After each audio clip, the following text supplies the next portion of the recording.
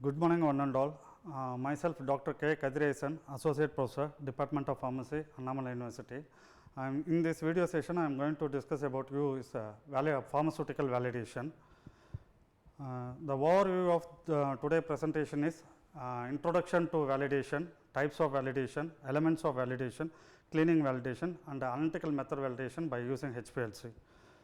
Let us say before start the session, this validation is coming under the Department of Quality Assurance Department. Let us say Quality Assurance Department have wide interlink with all the departments of the pharmaceutical industry. One is Purchase Department, Quality Control, Production, Engineering, Validation, R&D, Regulatory Affairs, and Administration and HR. So, Quality Assurance Department have wide link with all the departments of the pharmaceutical industry. Let us say first why to validate? Because the pharmaceutical industry using expensive materials and sophisticated facilities and equipments and highly qualified person. The efficient use of these resources are very necessary, because if any failure or rejects or reworks or recalls or complaints, it will affect the production cost significantly. So, we need to validate each and every step for maintaining the quality and safety and efficacy of the product. I want to explain simply what is validation. Validation is nothing but, if you split the word VALIDATE, is very arduous, lengthy, involved, detailed attempt to test everything. It means that arduous is very difficult to achieve. It is a lengthy process. You cannot tell that I can start the work at 8 o'clock, I will finish at 4 p.m. It is not possible. It is a lengthy process, and you need lot of involvement, because when you start with a HPLC, if you want to do any analytical method validation in HPLC, it takes around 60 to 75 injections. So, one injection it will take around 10 to 15 minutes run time. So, you need to put your energy for 8 to 9 hours with full involvement. The next one is called as detailed. Detailed of the report is very important for getting the approval from FDA, MCC, TGA. So, attempt to test everything, each and every point you have to test, and you have to test everything, and you have to submit your report. So, simply I am just explaining what is validation. Here I am just giving the definition of validation as per US FDA. Why I am giving very particular about US FDA definition means, because US FDA is a parent for validation. The rest of things are the derivatives of US FDA. So, I am just giving the definition of US FDA validation. What is the definition is establishing document evidence which provides a high degree of assurance to a specific process will consistently produce the product meeting. It is a predetermined specification and quality attributes. What is the meaning of this definition is establishing. Establishing is nothing but creating the document. What document means? Suppose you are coming to the laboratory, we are just giving the manual. From the manual you can find it out what are the experiments for this semester. From the experiment you can find it out what is the aim of the experiment, what is the objective of the experiment, what is the procedure, how to write the report, all the things will be there. This is establishing, means we are just creating the document evidence which provides, means after giving your after giving the manual to you, after reading that you know what are the experiments for this semester. So, what is the name of the experiment also you know that. So, from the experiment you are just doing the experiment and you creating the evidence. What is that is observation. From the observation we just showing that what is given in the manual, you did the same protocol and you getting the product for that. So, establishing is nothing but creating the document evidence which provides a high degree of assurance to the specific process. It will consistently produce the product meeting. So, what is the protocol given to you? If you follow the same thing, it will meets the product. If you not follow the protocol, it will not meet the product. So, it is a predetermined specification. We are not doing anything, it is already existing. Means existing methods means it is already given in the pharmacopoeia, USP, IP, extra pharmacopoeia, Martindale. The protocols are given in the particular pharmacopoeias. We maintaining the same quality what is prescribed in the pharmacopoeia. So, this is the definition of FDA. Next one is what are the approaches normally the practicing in the pharmaceutical industry, especially in validation. First one is called as prospective validation, second one is called as retrospective validation, third one is called as concurrent validation, and fourth one is called as revalidation. What is prospective validation? Prospective validation is nothing but pre-planned protocol. When it is required, whenever you launching anything new to your organization, for example, equipment or facility or process, that should be validated before going to the routine pharmaceutical formulation commences. It means that if you create any facility in your organization, that should be validated before going to the routine. That type of validation is called as prospective validation. What is retrospective validation? Retrospective validation is nothing but review and analysis of historical data.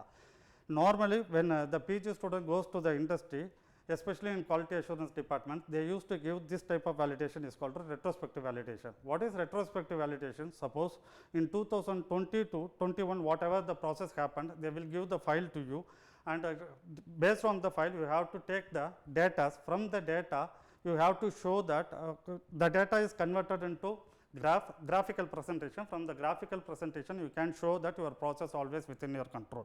So, this is called a retrospective validation. Retrospective validation is nothing but review and analysis of historical data. Through that data, through graphical presentation, you just showing your process always within your control. Next one is called as concurrent validation. What is concurrent validation? Is continuous monitoring of the critical step involved in the process. For example, if you take tablet manufacturing, what is the critical step? Is granulation. Why it is critical step?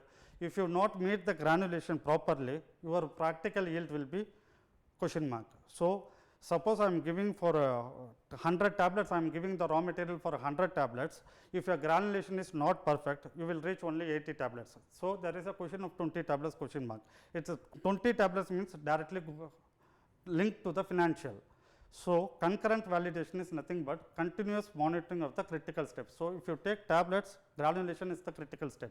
If you take the capsule, the polishing is the critical step. If you take liquid orals, mixing is the critical step. If you go to sterile product, maintaining the sterile condition is the issue.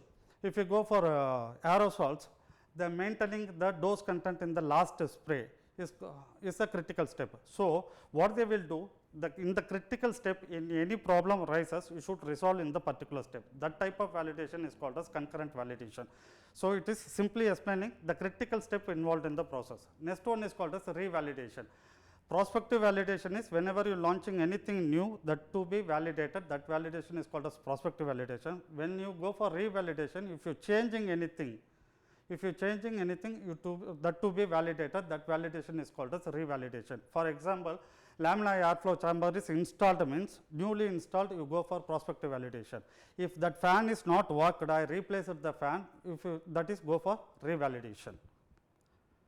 Next one is called as various types of validation. What are the various types of validation? Is one is equipment or instrument validation. In academically, we called as instrument validation or equipment validation.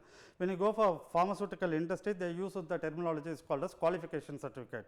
Normally, DQ, IQ, OQ, PQ, these 4 certificates are required to start your process. DQ is a design qualification. The design qualification is nothing but whatever is required, you just giving to the engineering and you just fulfilling your requirement, that is called as design qualification. For example, if a reactor, ready-made reactors are available for only 200 liters or 300 liters, but you need 250 liters means you just asking your requirement to engineer for designing that. That type of qualification is called as a design qualification. Rest of things, the pharmacy fellows will deal with the IQ, OQ, PQ. One that is called as installation qualification, operational qualification and performance qualification. And next one is called as area qualification, and next one is analytical method validation, cleaning validation and process validation. Now, I will going to explain what is IQ.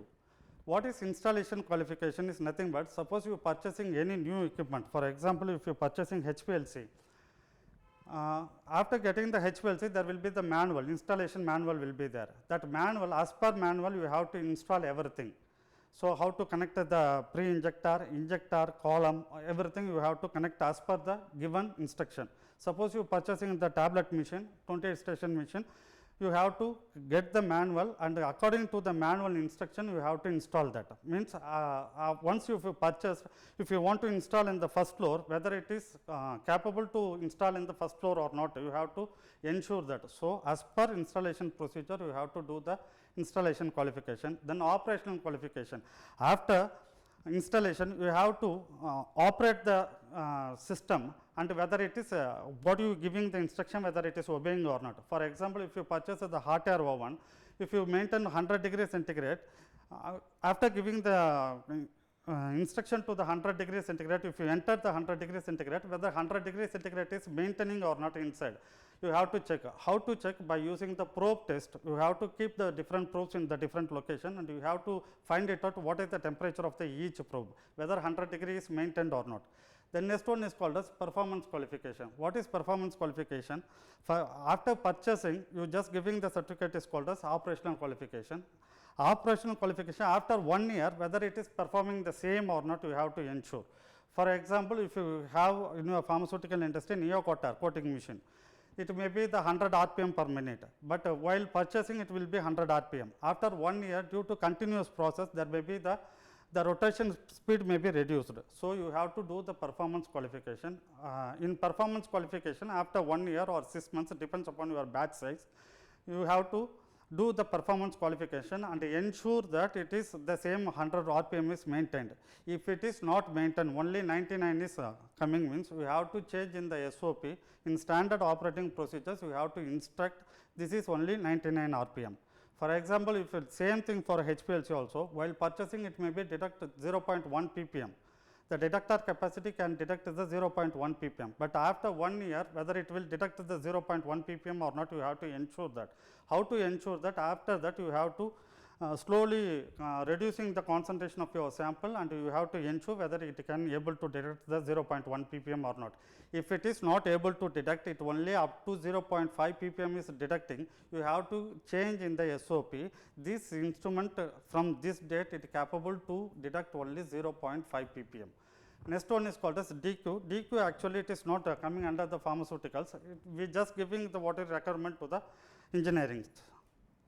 And next one is called as elements of validation. The validation of the process. Suppose if you want to do the process validation, let us see what are the elements are required. This is the common elements. I am not very specified to the particular process. I am just giving the instruction about generally what are the elements will be there in for doing the process validation. Next one is called as, this is suppose you want to do the process validation, these are the things you should know before start the process. First you should know about the instrument calibration, how to calibrate the instrument. Second one is called as critical support system, means what are the critical steps involved in the process you should know first. Then third one is called as raw and packaging material. What is meant by raw and packaging material? What is the raw material and what are the excipients you are using, and you have to collect all the report from the R&D department, whether raw material have any interaction with the excipients, all the details, you just ensure that. After that, you just go for product designing, whether it is a white color bottle or amber color bottle, what is your design, what is your aerosol designing, everything comes under the product design. Next one is called as manufacturing stages. What are the stages involved in the manufacturing process? Then you should know what are the equipments they are using and what are the facilities they are using. Next, you have to qualify the person, that is called as operator qualification. The operator qualification, you just give the instruction to the operator, what are the steps to be followed as per standard operating procedure. While doing the manufacturing, they should follow the batch production record. Next one is called as analytical procedures. Analytical procedure, what analytical procedure? In-house specification or as per pharmacopoeia you following. You have to collect all the information, then only you have to start the process validation. Next one is called as cleaning validation. How to do the cleaning validation? So, for reading the cleaning validation, you have to spend around 20 pages you have to read, then only you can get the conclusion.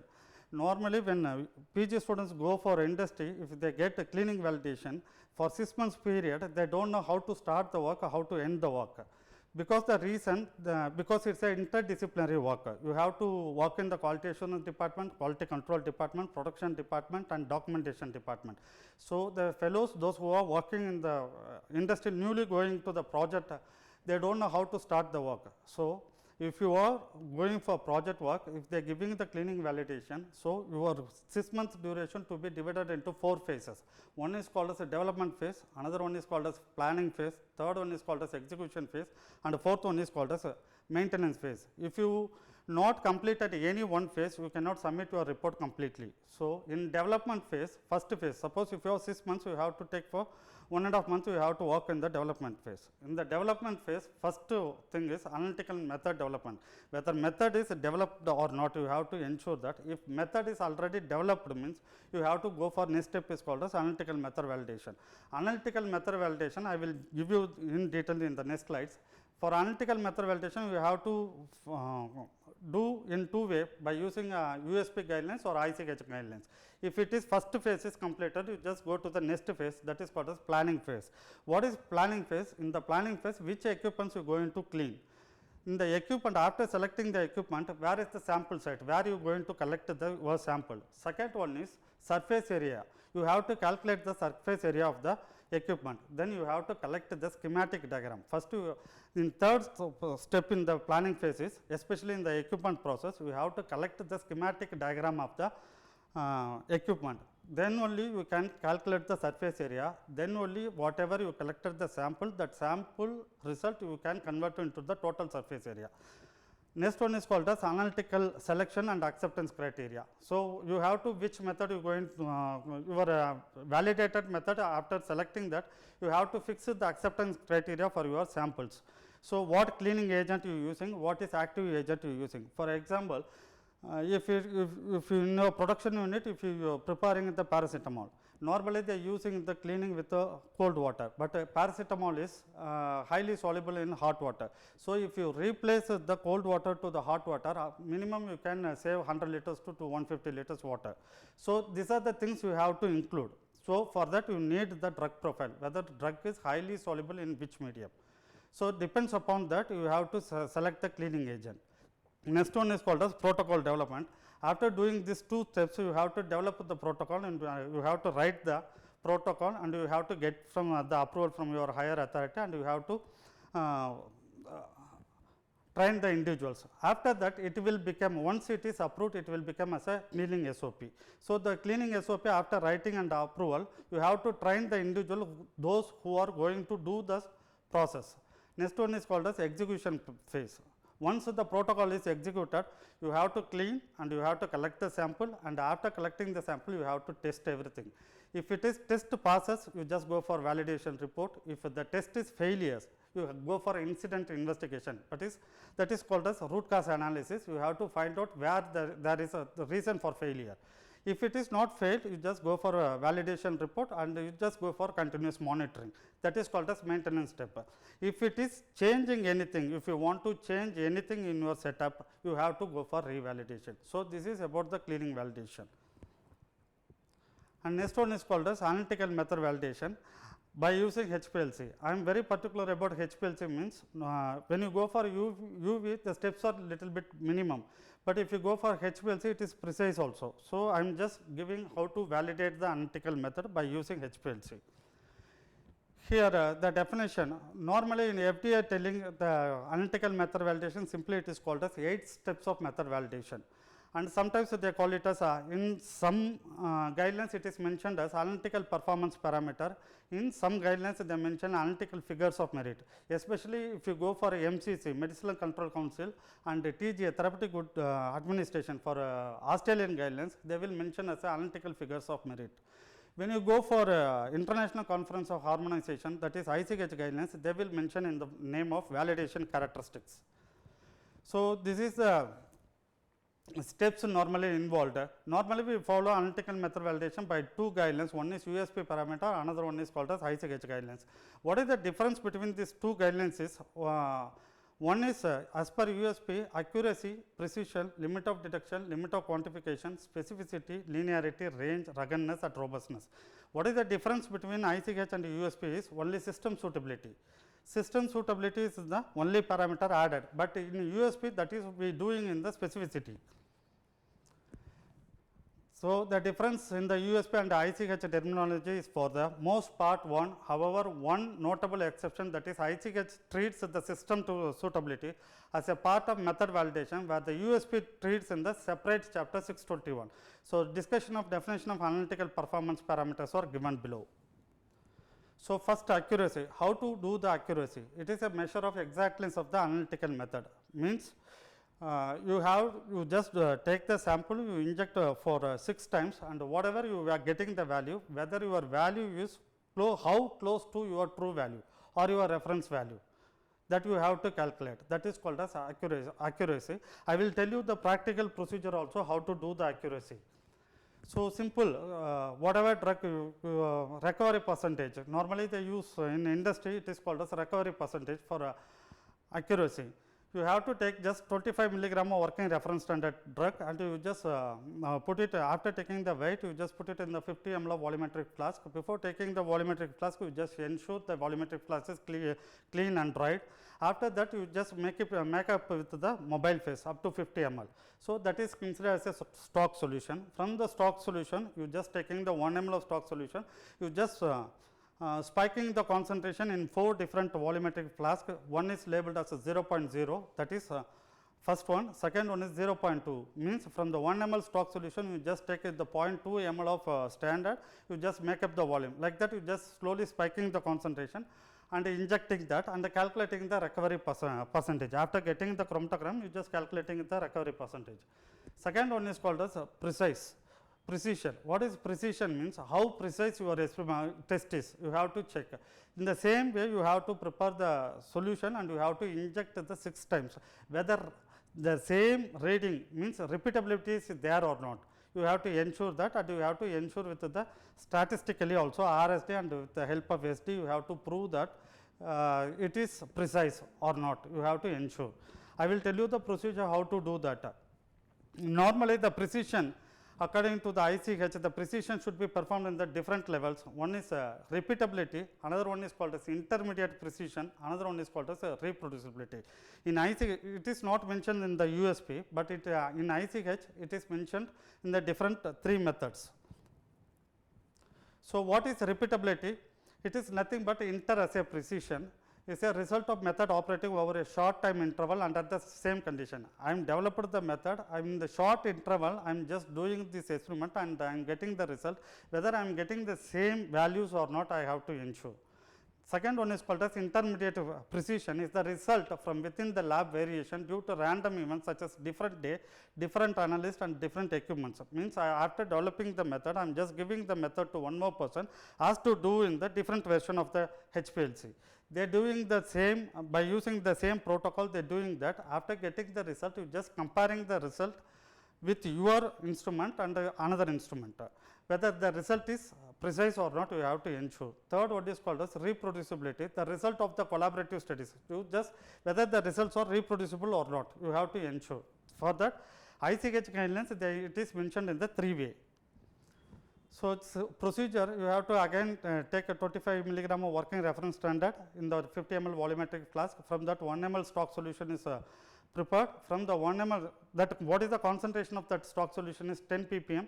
From the 10 ppm, you have to inject 6 times. From the 6 times, you have to calculate the area. From the area, you have to take the values and you have to do the RSD and SD, and you have to ensure it is reproducible. Then specificity. How you are specific in the test. Specificity is the ability of to measure the accurately and specifically the analyte of interest in presence of other compound. For example, some impurities may be mixed in your compound. So, if you want to identify your compound only and you want to show that this is my compound, this is impurity. If you want to tell, you have to perform the specificity. It is otherwise called as impurity analysis. So, here what I am just giving the, here I mentioned the drug name also. The drug name is terbutaline sulfate, and what impurity I have used is 3,5-dihydroxy W2-butyl amino acetophenone. So, I am just mixing together both my drug as well as the same.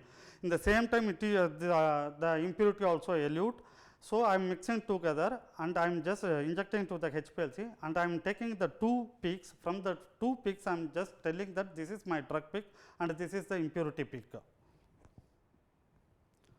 So, LOD, next one is called as limit of detection. What is limit of detection? Suppose I am taking from the stock solution, I prepared the 10 ppm solution. From the 10 ppm, I am slowly reducing the concentration from 10, 9, 8, 6, 5 up to 0.1.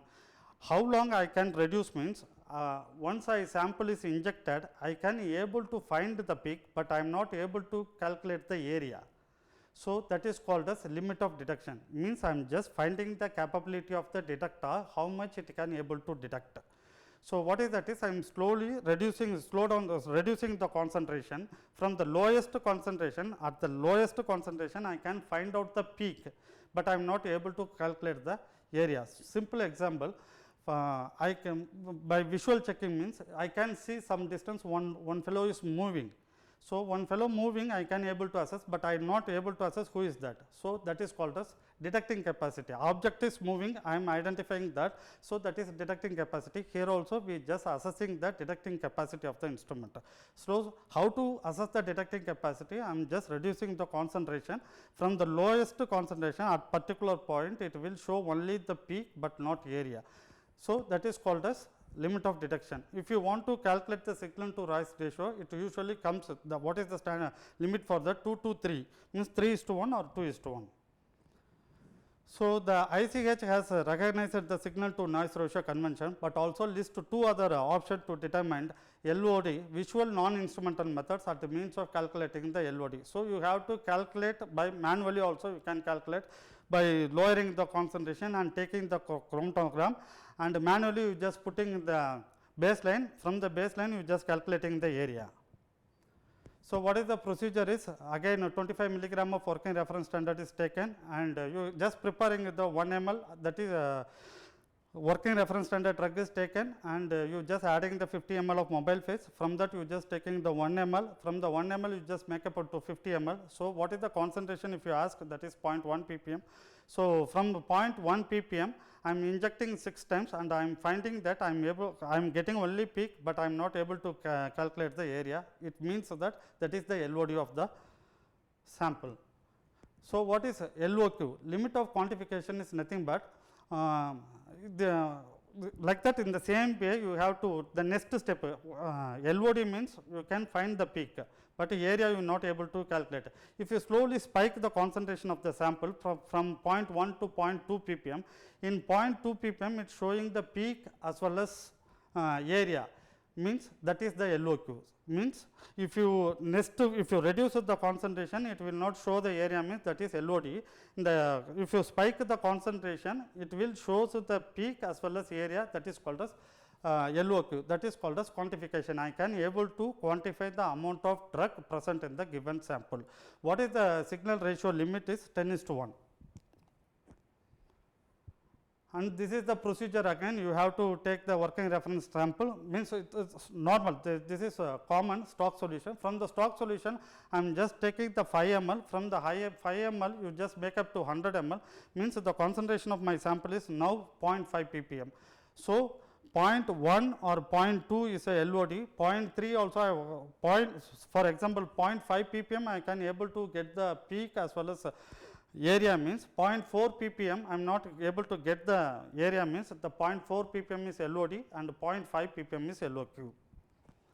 And linearity range, what is linearity and range is just I am spiking the concentration slowly, 0.1 ppm, 0.2 ppm, 0.5, 0.10, whatever the values I am getting, I am just plotting the graph. After plotting the graph, if I just line up the points, if I get the linear line, that is called as linearity. What is the range is, what is the lower concentration, what is the upper concentration, that is called as range. So, range is the interval between the upper and lower level of the analyte that have been demonstrated to be determined with the precision, accuracy, linearity using the method as written.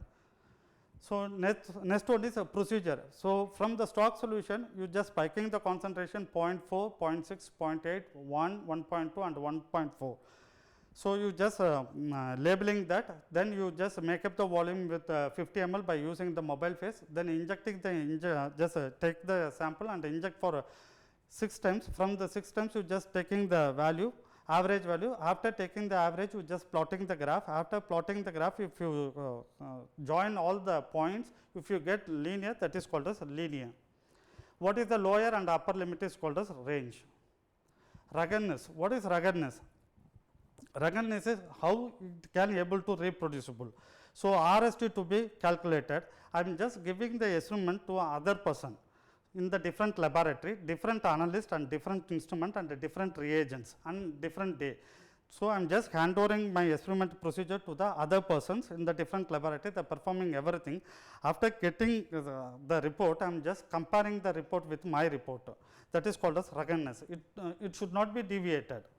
So, ICH did not address the ruggedness specifically, instead it covered the topic of ruggedness as a part of precision, because in ICH they mentioned in the precision itself, but if you go for USP guidelines, it is mentioned in the ruggedness. So, what is the procedure? It is nothing but different analysts carried out the performance of the method on different days on different instruments. So, robustness, what is the robustness?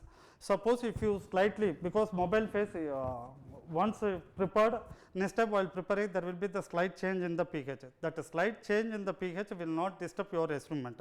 So, next day if you preparing the mobile phase with a slight change in the pH or percentage organic or ionic strength or a temperature and determining the effect, it should not affect the result of the method. That is called as robustness.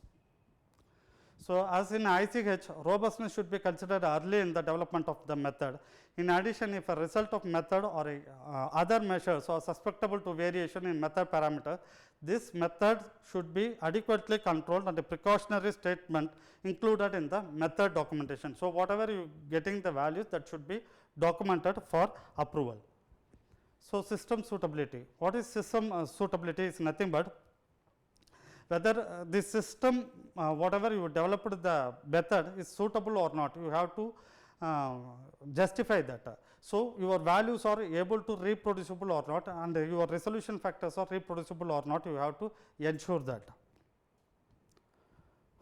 So, parameters such as plate count, tailing factors, resolution, reproducibilities are determined and compared against the specifications set for the method. So, whatever this from taking the chromatograms, from the chromatograms you are taking all the data just comparing with the method, whatever you selecting the method that is suitable for not suitable for experiment or not, you have to ensure.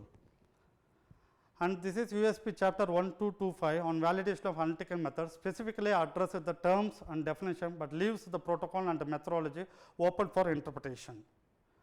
So, this is my conclusion. A well defined and documented validation process provides the regulatory agency with evidence that system and method is suitable for the intended for the use. Means you just creating the document evidence and ensuring your quality of the product. That same document is just submitting for the approval of FDA or MCC or TGA, where you want to keep your product in which country. Based on that guidelines, you just following with the method. After from the method, you just doing the experiment, and from the experiment you just showing I follow the same method and I am maintaining the same quality what is prescribed in your norms. So, we just giving the report and getting the approval for the product marketing. So, this is my reference I used United States of Pharmacopoeia, and these are the references used for this preparation. Thank you.